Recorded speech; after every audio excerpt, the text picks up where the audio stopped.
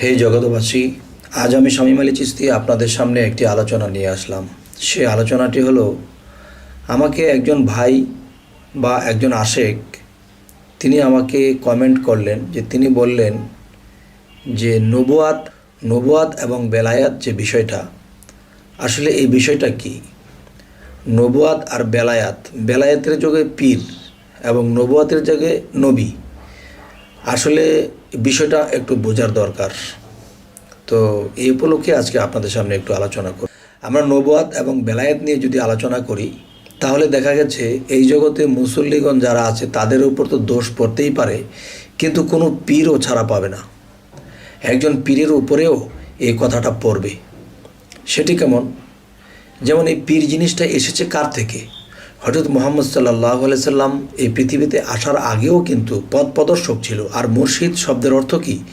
যিনি আমাকে আল্লাহর পথ দেখাবে, সুপথ দেখাবে, তিনিই মুর্শিদ।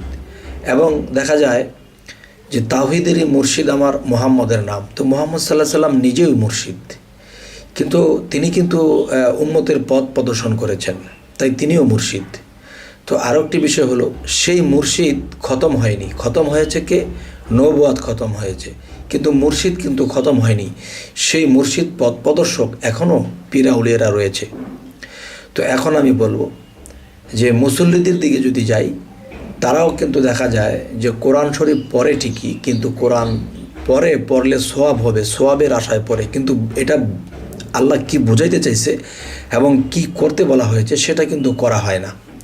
তারা বলে থাকে কোরআন পড়লে সোয়াব। না বাবা, কোরআন পড়লে সোয়াব না। কোরআনে কি বলা হয়েছে তা যদি আমরা মানি, করি, তাহলে হবে আমি নেকি হতে পারবো, বা আল্লাহর প্রেমিক হতে পারবো, জ্ঞানী হতে পারবো। তো এখন যে বিষয়টি আপনাদের সামনে উপস্থাপনা করব, সেটি হলো যে নবুয়াত এবং বেলায়েত।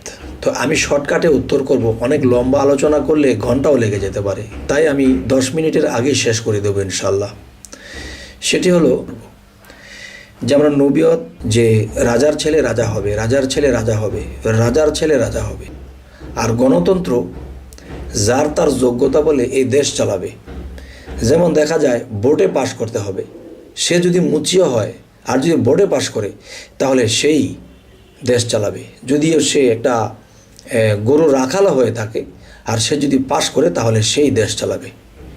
তাহলে এ হলো গণতন্ত্র। আর গণতন্ত্র কাউকে ঠকায় না, কিন্তু মানুষ নিজেরাই ঠকে না বুঝিয়া। যাই হোক, তো আজকের যে মূল বিষয়টি হলো কি, যে বেলায়েত এবং নবুয়াত। তো নবুয়াত খতম, মানে রাজতন্ত্র নেই, যে রাজার ছেলে রাজা হবে, রাজার ছেলে রাজা হবে, এটা শেষ। এখন যার তার যোগ্যতা বলে এই দেশ চালাতে পারবে। তেমনি করে পীর এবং নবুয়াত, যে বেলায়েতের যুগে পীর আউলিয়ার যোগ, এখানে কি হবে, যে রুহানি জগতে আল্লাহকে লাভ করবে এবং দেখা গেছে আল্লাহর তরফ হইতে তিনি মালাকাত প্রাপ্ত হবে, তখনই তিনি মানুষকে পথ দেখাতে পারবে। আচ্ছা, এখন নবুয়াত, যেখানে আমরা প্রজাতন্ত্র বা গণতন্ত্র যে একটা বিষয়, যে রাজতন্ত্র যাকে বলা হয়, এই রাজতন্ত্র রাজার ছেলে রাজা হবে, সেটা কিন্তু খতম হয়ে গেছে। নবীর ছেলে আর নবী হবে না। তাহলে পীরের ছেলে পীর হতে হবে এমন কোনো কথা নেই। পীরের ছেলে পীর হতে পারবে না এমন কোনো কথা নেই, তবে যোগ্যতা যদি তার থাকে তাহলে হতে পারবে। দেখা গেছে অনেক পীরের সন্তানে এইসব রাস্তা বোঝে না, তরিকত বোঝে না, কোরআন হাদিস ভালো করে বোঝে না। এখন পিতা যখন পীর, তখন তিনি যখন সময় হয়েছে তার চলে যেতে হবে, তখন কি করে, যে ভক্তদের মধ্যে যারা যোগ্যতা হয়ে আছে এদেরকে খেলাফত দিল না, এদেরকে কোনো কিছু বিহিত করলো না, কিন্তু নিজের সন্তান আও কিচ্ছু বোঝে না, একে গদিতে দিয়ে সে চলে গেছে। তার মানে সে যে এতদিনে একটা রাজত্ব গড়াইছে, এই রাজত্বটা টিকানোর জন্য, এটাকে ধরে করে খাওয়ার জন্য কি করলো, নিজের সন্তানকে দিয়ে দিল।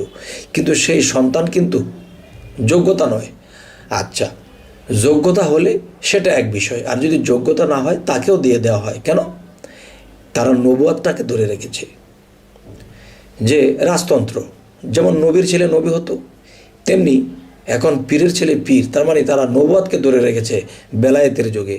যে পীরের ছেলে পীর হবে না, পীরের ছেলে পীর হবে না। আর যদি সে যোগ্যতা হয় তার কর্ম বলে সে যেখান থেকে সেখান থেকে পেতে পারে।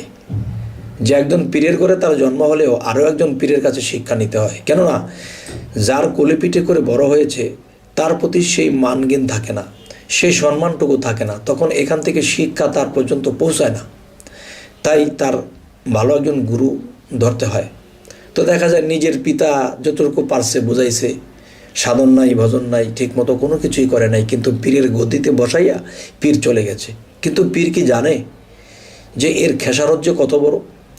অযোগ্য ব্যক্তিকে দিয়ে এটা চলে গেল, যে সে কি জানে এটার যে কতটা খারাপ প্রভাব ফেলতে পারে? যাই হোক, হে জগতবাসী, আজকে আপনাদের সামনে এই আলোচনাটি করার যে মূল উদ্দেশ্য সেটি হলো কি, যে বেলায়েত এবং নবুয়াত, এই নবুয়াত বিষয়টি খতম, কিন্তু এই নবুয়াত ধরে রেখেছে। কিন্তু নবুয়াত ধরে রাখা যাবে না, বেলায়েতে বেলায়েত চলবে। বেলায়েতে বড় পীর আব্দুল কাদের জিলানী গাউসুল আজম নামের পাওয়ার সে নিয়ে আসছে। এই গাউসুল আজম নামে আল্লাহ এখন অনেক কিছু করে। তবে আজকের এই আলোচনা এখানেই রাখবো। তবে আমাদের এই আলোচনা যদি আপনাদের ভালো লাগে তো অবশ্যই সাবস্ক্রাইব করুন, পরবর্তীতে আমাদের ভিডিওগুলো আপনারা পেয়ে যাবেন। তো আজ এ বলেই রাখবো, সকলেই ভালো থাকবেন। আল্লাহ হাফিজ।